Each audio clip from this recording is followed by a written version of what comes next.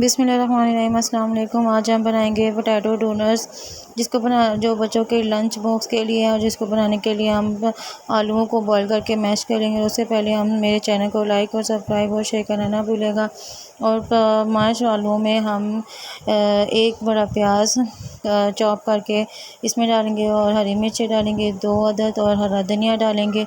इन सब चीज़ों को अच्छी तरह से मिक्स इसमें डाल देंगे और इसके साथ आप इसमें स्पाइसेस ऐड करेंगे और स्पाइसेस में जाएगा 1 टीस्पून ऑरिगेनो, 1 टीस्पून काली मिर्च का पाउडर और 1 टेबलस्पून नमक।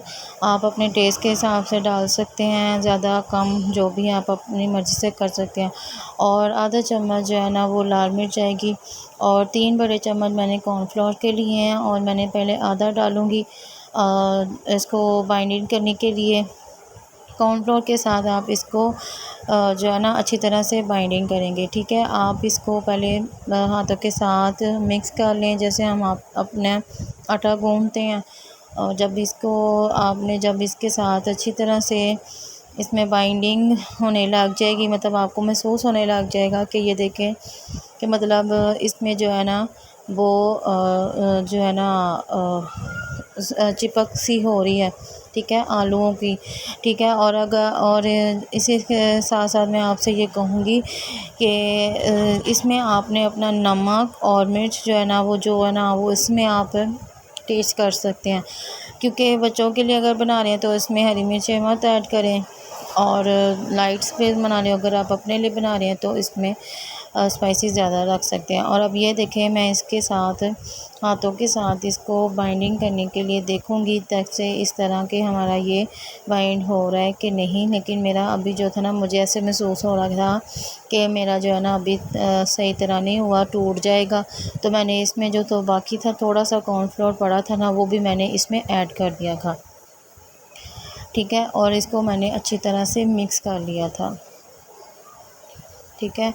जब आप इसको अच्छी तरह से मिक्स कर लेंगे तो उसके बाद आपने इसको थोड़ी देर के लिए रख देना है, ताकि इसके अंदर जो है ना अच्छी जो है ना इसमें सारा कुछ फील हो जाए। थोड़ी देर के लिए मैंने इसको थोड़ी देर के लिए फ्रिज में रखा था। और फ्रिज में रखने के बाद मैंने, क्योंकि जो मेरे पोटैटो थे ना वो थोड़े थोड़े गर्म थे, मैंने गरम गरम पोटैटोज़ को ही मैश कर लिया था। और अब ये देखें, अब इसको हम निकाल लेंगे और इसके निकालने के बाद अब इसकी स्लरी पहले तैयार करेंगे। 2 टेबलस्पून मैंने कॉर्नफ्लोर डाला था और 2 टेबलस्पून मैंने इसमें मैदा डाला था।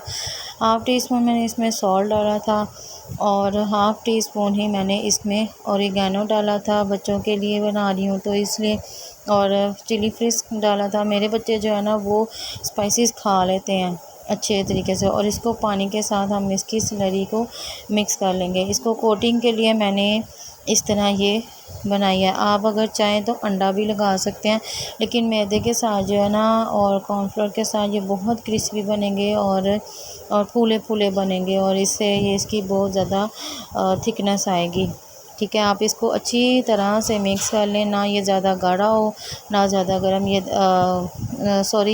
ना ज़्यादा मतलब पतला हो। तो ये देखें इस तरह बन गया। इसको साइड पे रखते हैं। अब हम अपने आलू का मिक्सर लेंगे और इसके एक गोल सा राउंड बना के इसके फ्लैट कर लेंगे और उसके बाद आप इसमें होल कर लेंगे। किसी भी स्ट्रॉ के साथ कर लें या कोई भी आपके पास गोल चीज़ है तो उसके साथ। अगर आपके पास कोई कटर है तो आप उसके कटर को भी बीच में ऐसे कर सकते हैं। आप इसको रोटी की तरह भी बेल के तो इसके डोनट्स काट सकते हैं, ठीक है।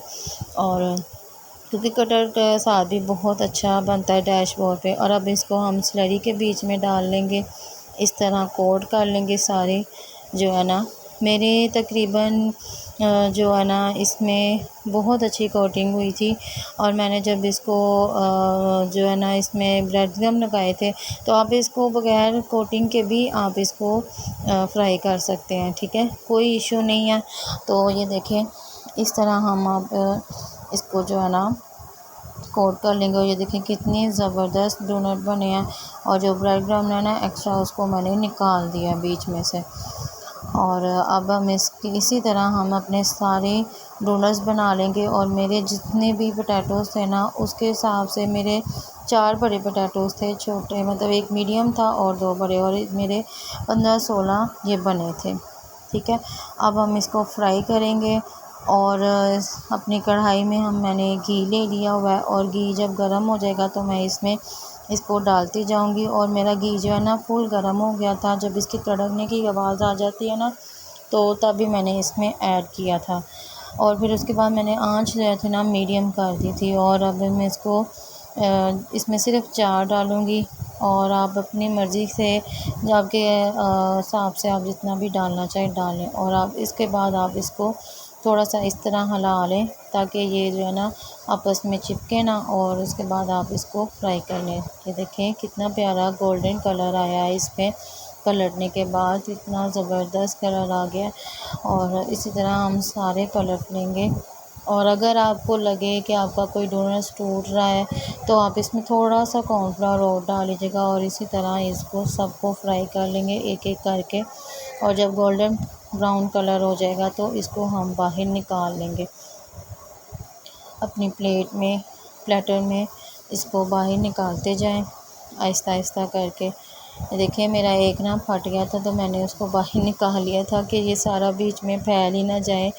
तो ये देखें इस तरह आप इसमें गोल्डन कलर आ गया तो निकालते जाएं एक एक करके। और निकालने के बाद आपने जो नेक्स्ट प्रोसेस है ना वो भी इसी तरह ही करना है, और अपने डोनट्स को आपने सबको फ्राई कर लेना है अच्छी तरह से। और जब ये अच्छी तरह से फ्राई हो जाएगा इनको आपने उतना ही डालना है, एक साथ नहीं सारे डालने। मैंने जितने भी थे सारे डाल लिए तो। और ये देखें मेरे कितने ज़बरदस्त डोनट बने हैं। और इसी के साथ मेरे चैनल देसी खाने से इजाज़त चाहती हूँ, और अपना ख्याल रखिएगा। अल्लाह हाफ़िज़।